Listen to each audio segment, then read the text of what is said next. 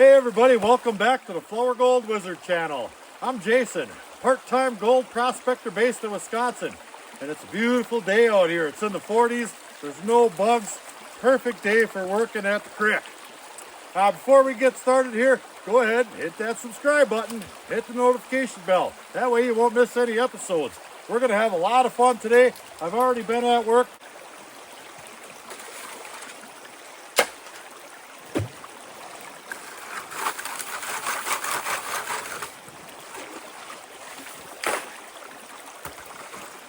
I've got a full tub heaping over with gold bearing material, and I brought three, count them, 1, 2, 3 sluices along today. And we're just out here, we're going to do a little bit of testing, see which one does which, and I'm going to show you guys how I set up my system. So let's get started. And I'll take a walk over here where all my sluices are located and introduce you guys to the team. That's Bowser. He's our rock truck driver. That's Rigby. He's the mine boss. And we have Rexaroni right here. He's mine boss in training. Yeah, what a team, I tell you what. All right, let's get all our stuff unpacked. I came in here with a sweatshirt, but that's long gone. You get warmed up mighty quickly. Working the way we do, isn't that right, buddy? So the sluices I brought along today, I've got my old beach go-to right here. This is sawtooth mat. See that profile on there? It's basically V matting, but they're angled downstream. And what that does is it creates a slight riffle right along the whole entirety of that riffle system right there. It goes all the way up to that edge, and it traps material down inside of those little riffles. It works extremely well. It works well here, but especially at the beach. I love that thing. I also brought along my VDR mat. I love these things too. They catch a lot of material, so you have a lot of cons to deal with at the end, but it still works quite well. Now there's a drop riffle right here, VDR, Vortex Drop Riffle. Here's the vortexes right here, and the water comes down and it makes a little bit of a vortex right there, and down inside of there it captures heavies, i.e. gold, and it goes over those, and it drops down into these drop riffles right here, and there's a vortex going just like this in this direction up against this edge right here, and it pushes the material along the bottom of the mat up against that edge right there. So the water, there's no riffle about halfway over the top of this edge until it hits this, does that, pushes the material up, off it goes over them drop riffles right there. That thing works fantastic too. And I also brought along one of my older sluices right here. Now this is gold hog matting. As you can see, let me get that up here. You can see that those riffles are actually pointed downstream a little bit, similar to my sawtooth right there. However, the voids in between these are quite a bit larger than the ones on there. And I've actually done better with this for really super fine beach gold than I have with the mother lode. But it does work. And I also have a smaller version. As you can see, the little vortexes are just a little bit smaller. The vortexes are actually look about the same size, but the drop riffles are just a hair narrower. That's right. That's the word I'm looking for. And these are all proven gold catchers. So let's go catch some gold. I had every intentions of just setting up 3 sluices, one in line, parallel to the creek. But I might play around a little bit today. I might set them all up in one big long line. It's going to depend on how much elevation and water we have here, but it does look like we'll be able to do it. Why? It's just fun. Does anybody else here like to have fun? Now, just by looking at this, there's probably, I would say, a good 16 inches of elevation drop from right here to right about over there. Now, a general rule of thumb in sluice systems is you want to drop it 1 inch per foot. So we've got two 3-foot sluices over here, and one, well, roughly 24, maybe 26-inch long one. So that equals, I don't know, 14 feet. Well, not quite 14 feet, but you can do the math. And I do believe that there's plenty of pitch here, and there's obviously plenty of water here to do what we need to do. That BDR mat takes a whole ton of water to get those little riffles activated down in those drop riffles. And a lot of times, less pitch you can make up for with more water. But I think we're going to be just fine. So let me get that one set up first, and then I think I'll scoot them on down the line.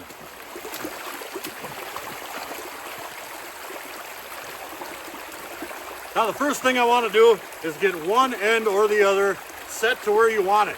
You don't want to have this end buried down deep in the water, obviously, because we're going to put another sluice under it.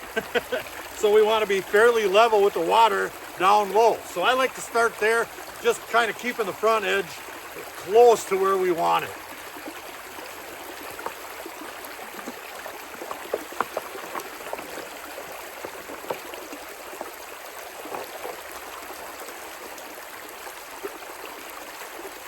That was pretty darn easy. If ever there was potential to be a blooper reel, it's today. Right there, there's about a 5-foot deep hole that somebody left right there.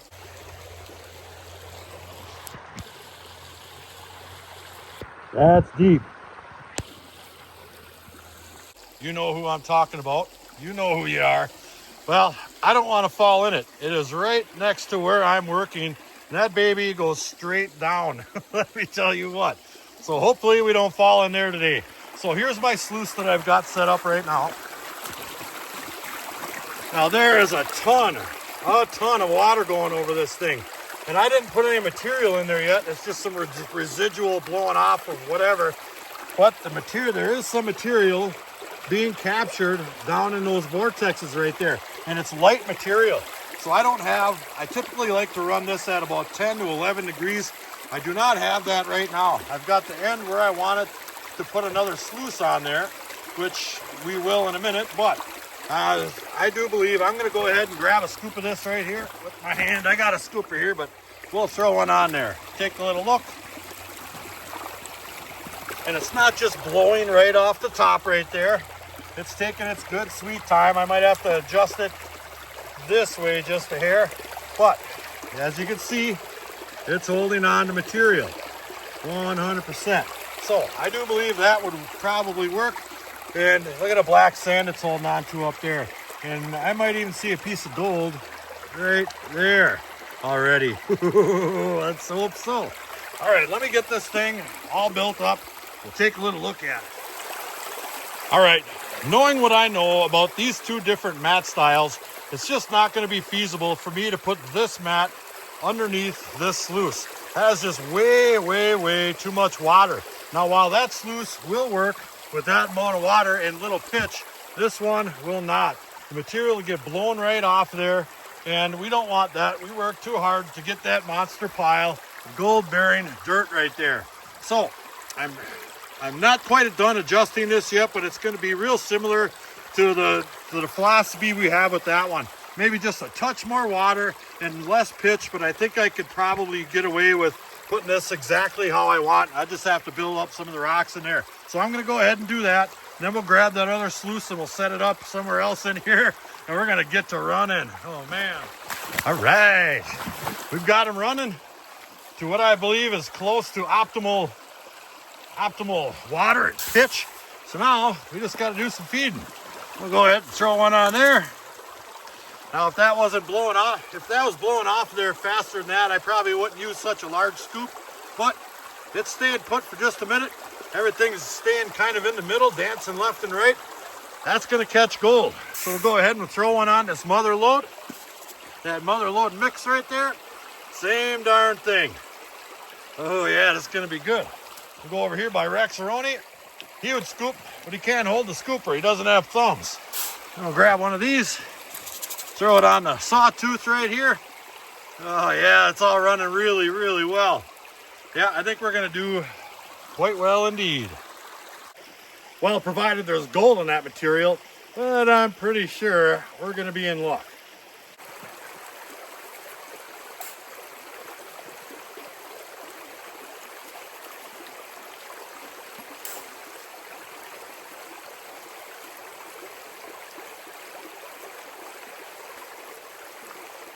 These darn leaves will get you every time.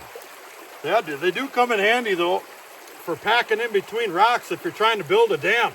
Really good for water stoppage.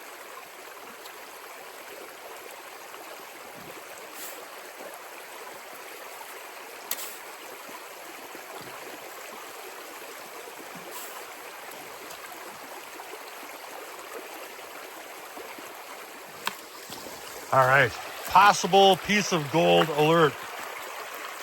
You might even be able to see it from here. But that right there is a piece of gold. Where's my finger? We might have something. So I grabbed my snuffer out of my backpack.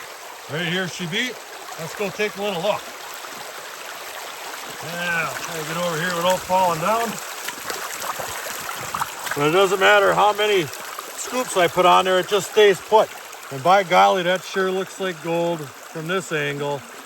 Oh yes, it does indeed. So let me try to get that snuffered up. Oh, come on, go gadget snuffer. Oh, I got it. I know I got it.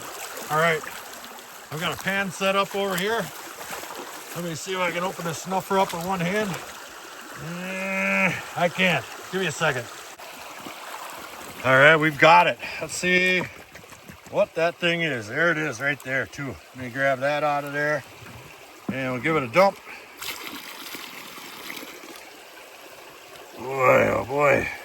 No, that's definitely not gold. That is way too light. I can pick it up. Where'd it go? Right there, stuck to my thumb. Nope, not gold. Dang it. Well, we got a lot more material to get pieces like that. So let's get back to it.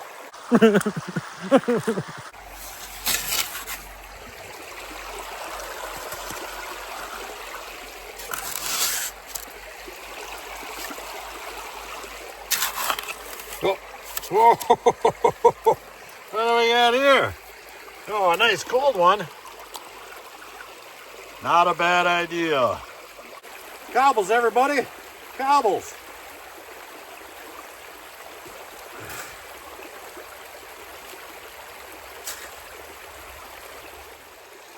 And just like that, TV magic. That tub is empty. I've got most of that material run over to sluices, but there was a little bit of sludge left in the bottom, so I just dumped it in my pan quickly here. And I panned it out. And by golly, look at there. There's some pieces of gold in the bottom of that tub right there.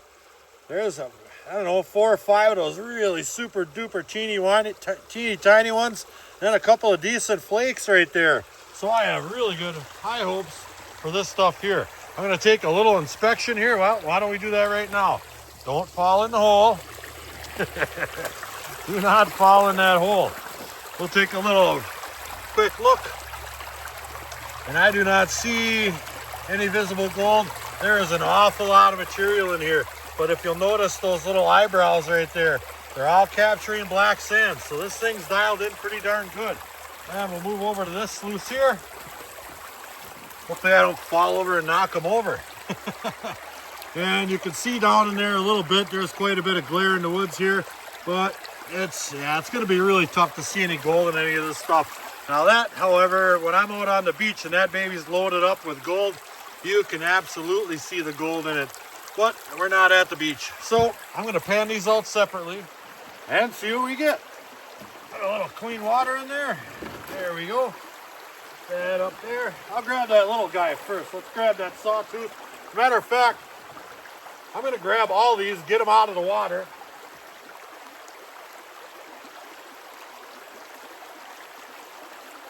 Just like that. I would hate to have the mats scalp themselves by not running fresh material over them.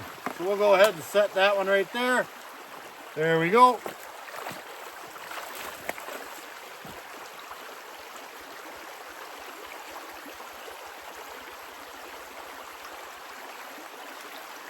There, just like that. We'll set that one there.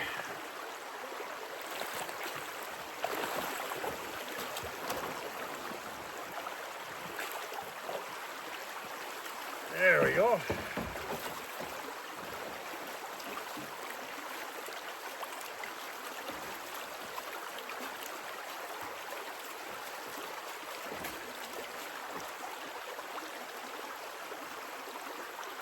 Nice and clean.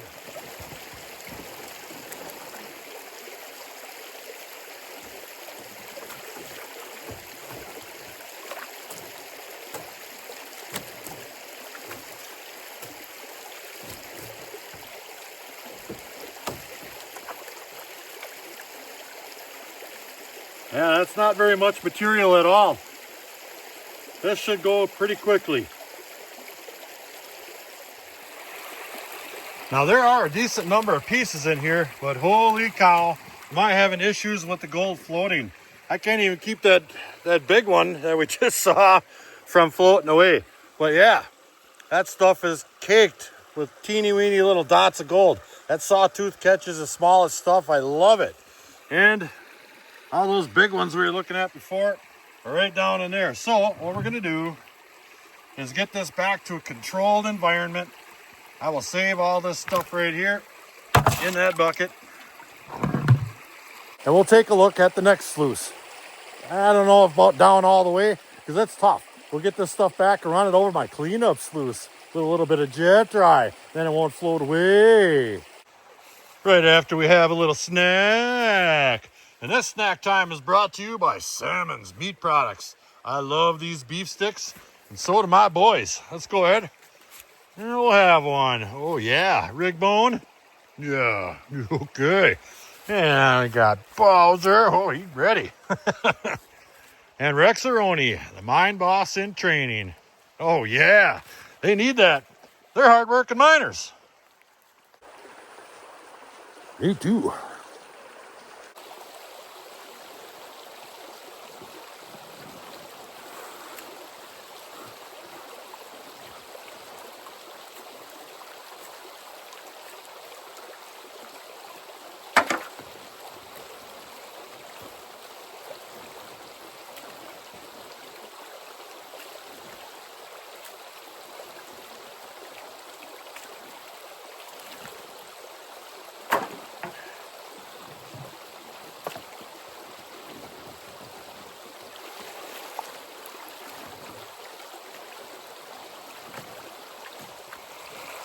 And the long VDR sluice, same darn thing.